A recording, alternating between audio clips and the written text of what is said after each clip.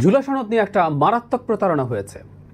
এই প্রতারণাটাকে অ্যাপারেন্টলি বিএনপির প্রতি প্রতারণা বলে মনে হবে, কিন্তু এটা আসলে এই দেশের জনগণের প্রতি একটা মারাত্মক প্রতারণা হয়েছে। আমি কেন সেটা বলবো শেষে, কিন্তু প্রতারণা বিএনপির প্রতি হয়েছে কেন এই কথাটা বলার চেষ্টা করছি।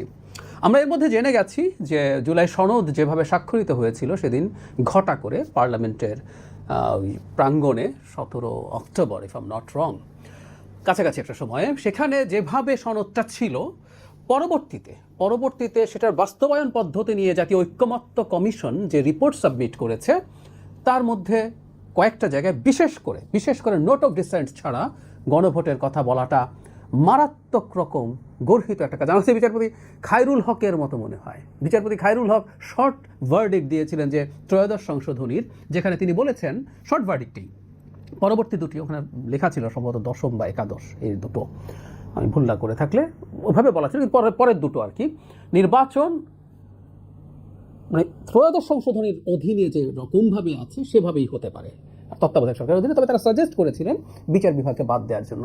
পরে যখন মূল রায় লেখা হলো তখন এই যে পরের দুটো না, ওটাকে আবার সংসদের হাতে ছেড়ে দিয়েছিল ওনারা, কিন্তু দুবার এটা প্রথম সংসদের হাতে ছাড়েননি। এটা এমনিতেই হতে পারে ডক্ট্রিন অফ নেসেসিটি, মানে ওই যে জনগণ এবং রাষ্ট্রের নিরাপত্তাই সর্বোচ্চ আইন, এটা বলে টোলে। ঠিক একই রকম ঘটনা হলো, জুলাই সনদ একভাবে দেখানো হলো, বাস্তবায়নের মধ্যে পরিবর্তন করে এটা খায়রুল হকের মতো একটা চিটিং হয়েছে, এটা আমরা বলতে পারি। আচ্ছা, এখন কেন বলছি এটা মারাত্মক প্রতারণা, আমরা খেয়াল করি, এইভাবে একটু দেখি। বিএনপি জুলাই সনদের জন্য ঐক্যমত্য কমিশনে সিনসিয়ারলি ডিবেট করেছে, আলোচনা করেছে, এনগেজ করেছে, এবং সম্ভবত সবচেয়ে বেশি এনগেজ করেছে। বিএনপির অত্যন্ত পাওয়ারফুল একজন নেতা, তিনি নানান দায়িত্বে আছেন, কিন্তু তিনি সব বাদ দিয়ে টিয়ে প্রতিদিন এককভাবে, তার সাথে অন্যরা ছিলেন কিন্তু উনি প্রতিদিন ছিলেন, পার্টিসিপেট করেছেন। তাদের আন্তরিকতা আমরা দেখেছি, এবং এখানে তারা তাদের পক্ষে যায় না, তাদের চিন্তা প্রাথমিকভাবে ছিল না এমন অনেকগুলো দাবি মেনে নিয়েছে। তাহলে আমরা এটাকে ট্রেড অফ বলতে পারি। তারা কিছু মেনে নিয়েছেন, কিছু নোট অফ ডিসেন্ট থাকবে তাদের, সেটা তারা মানবেন না। এইভাবেই নেগোসিয়েশন এভাবেই হয়। তারা আর্টিকেল 70 অনেকটাই তাদের যেরকম দ্বিমত ছিল ওখান থেকে সরে এসছেন, অনেকটাই সবাই যেভাবে চাইছেন সেরকমভাবে তারা করছেন। কিছুটা দ্বিমত তাদের এখনও আছে। আর আমরা তারপরে যদি বলি, তারা সবগুলো কমিশন তারা নিজের হাতে রাখতে চেয়েছিলেন যে আইন করে করবেন, কিন্তু নির্বাচন কমিশন, যেটা আমাদের রাষ্ট্রের স্থিতিশীলতার জন্য সবচেয়ে জরুরি, সেটা তারা মেনে নিয়েছেন। সেখানে এর বাইরে হবে। আমি আবারও বলছি, বিএনপির চাওয়াগুলো লজিক্যাল কি ইললজিক্যাল ওই ডিবেট না। সবচেয়ে বড় যে জিনিসটা তারা অ্যাকসেপ্ট করেছে সেটা হলো, পৃথিবীতে সম্ভবত একটা মাত্র দেশে প্রাইম মিনিস্টারদের এই কভার হতে পারবেন সেই কথাটা আছে। তা বাংলাদেশে আবার করা হলো। ইনফ্যাক্ট কোনো দেশে থাকতে হবে তাও না, আমরা নতুন করেও করতেই পারি। কিন্তু এই যে দুবার না, কথাটা এখন এরকম হয়েছে, 10 বছর প্রাইম মিনিস্টার থাকতে পারবেন, এর বেশি পারবেন না। এর প্রধান খড়গটা যাবে কিন্তু দলের প্রধান জনাব তারেক রহমানের উপরে। আমরা ধরে নিই, যদি এরকম সম্ভাবনা আছে, বিএনপি পরপর দুটো নির্বাচন জিতবে, এটা যতটা বড়ভাবে জিতবে, পরে একটা চ্যালেঞ্জ হবে, কিন্তু আমি ধারণা করি সেটাও বিএনপি জয়লাভ করবে, ধারণা করি। যদি সেটা হয়ও, তাহলে খেয়াল করি তার যে বয়স দাঁড়াবে অ্যারাউন্ড 70, দ্বিতীয় টার্মের পরে। বাংলাদেশে 70 ইয়ার্স, মানে আমাদের যে সোশিও ইকোনমিক ক্লাস, তিনি যেখানে বিলং করেন, 70 খুবই প্রোডাক্টিভ একটা বয়স, স্বাভাবিক সেন্সে, যদি অন্য কিছু না ঘটে যায়। নিশ্চয়ই এই বয়সে মারাত্মক কঠিন রোগ হতে পারে, সেটা পারে, অ্যাক্সিডেন্ট করতে পারেন কেউ, কিন্তু তিনি থাকবেন। তো তিনি তো তার এই মানে ক্ষতি স্বীকার করে এটা অ্যাগ্রি করেছেন। ফলে বিএনপিকে একটা ট্রেড অফ দেখানো হলো। বিএনপি এটা করলো, ঠিক আছে আমি এইসব জায়গায় নোট অফ ডিসেন্ট দিচ্ছি, অন্যরা জিতলে এটা করবে কিন্তু আমি জিতলে করবো না, এই ছিল তার ব্যাপার। অথচ একটা বিষয় বিএনপির মানতে হতো না, মানে আইডিয়ালভাবে, এই জায়গাটা একটু মনোযোগ দিয়ে খেয়াল করি, একদম মনোযোগ দিয়ে। সবাই গণভোটে জনগণের রায় বলছেন। আমি এই প্রশ্নটা করতে চাই, জনগণ কি এই ইস্যুগুলোতে গণভোট দিতে পারতো যদি কনস্টিটিউশন তৈরির আইডিয়াল প্রসেসটা ফলো করা হতো? আমরা একটা গণপরিষদের আলাপ দেখলাম, নতুন কনস্টিটিউশন লেখে গণপরিষদ। আচ্ছা, গণপরিষদ যখন লেখে শেষ পর্যন্ত যে জায়গায় সবাই এসে দাঁড়িয়েছে, মূলত এনসিপি গণপরিষদের কথা প্রথম থেকে বলছিল, এবং তারা শেষে যেটা এসে দাঁড়িয়েছিল, 1970-এ যেরকম একটা নির্বাচন হয়েছিল, একটা সাধারণ নির্বাচন, কিন্তু সেখানে গঠিত পার্লামেন্টের একই সাথে ডুয়াল রোল থাকবে। এমনকি যারা নতুন সংবিধানের কথা বলেছেন তারাও এই ফরম্যাটটার কথাই বলেছেন। সেটা গণপরিষদ হিসাবে বসবে সংবিধান সংস্কারের জন্য, আবার সে সংসদ হিসেবে কাজ করবে রাষ্ট্র চালানোর জন্য, সেভাবে। এবার একটু খেয়াল করি মন দিয়ে, এই যাবতীয় সংস্কারের আলাপগুলো হতে থাকলো, হয়ে ডিবেট হবে, ডিবেটের পর ডিবেট হবে, শেষ পর্যন্ত একটা নতুন সংবিধান লেখা হবে, যেটা প্রাথমিকভাবে ওই গণপরিষদ বা সংসদ সেটা পাশ করবে। আবার খেয়াল করি, সেখানে ডিবেটের ভিত্তিতে ধরলাম আপার হাউস তৈরি হবে, সবাই অ্যাগ্রি করলেন, সো আপার হাউস হয়ে গেল। আপার হাউস কীভাবে হবে? আপার হাউস প্রপোর্শনাল রিপ্রেজেন্টেশন হবে না লোয়ার হাউসের সিটের প্রপোর্শন হবে? ডিবেট হতে হতে সুরাহা হলো না, প্রত্যেক পক্ষ তাদের মতো ঐক্যমত্য কমিশনে যে ডিবেটগুলো হয়েছে সেগুলো এখন এখানে হতো। হওয়ার পরে ভোটাভুটি হলো, ভোটাভুটি হলে দেখা যাবে বিএনপি যেহেতু, আমরা ধরে নিচ্ছি তর্কের খাতিরে আপাতত, এবং সেটা হওয়ার সম্ভাবনা অনেক বেশি, বিএনপি যেহেতু এখানে মেজরিটি, বিএনপিরটা পাশ হয়ে গেল, তার মানে আপার হাউসের পিআর থাকতো না। আমরা খেয়াল করি আরও যে যে জায়গায় বিএনপি নোট অফ ডিসেন্ট দিয়েছে সেগুলো প্রত্যেকটা এজেন্ডায় আসতো, সবাই আলোচনা করতো এবং শেষে ভোটে বিএনপি জিতত। সো বিএনপির নোট অফ ডিসেন্টের কোনো কিছু সংবিধানে থাকতো না।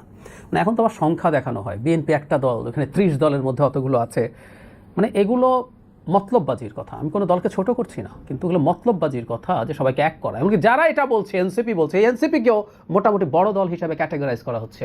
এই প্রশ্ন আমরা করতে চাই, এনসিপি গেলে কেন অন্যরা না? এনসিপি 3 দলের মধ্যে এনসিপি থাকলে কেন না অন্যরা?